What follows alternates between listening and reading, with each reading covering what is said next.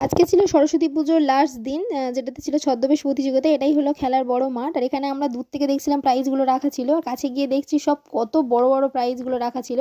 কোনটা সব থেকে বড় সেটাই দুজনে এখন দেখছিলাম। তো তারপরে এখানে সৃজা দিদিকে এখন সাজাতে বসে পড়েছিলাম। তো সৃজার জ্বর ছিল, তারপরেও বলেছিল ও সাজবে, তো সেই মতোই ওকে সাজানো হচ্ছিল তারা মা।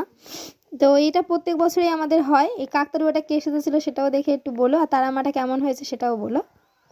তো তারপরে আমার সব কিছুরই প্রাইজ দেওয়া হচ্ছিল, আর তোজো দেখো মানে কতগুলো প্রাইজ পেয়েছিল। এখানে চলছিল এখন বিসর্জন করার প্রস্তুতি।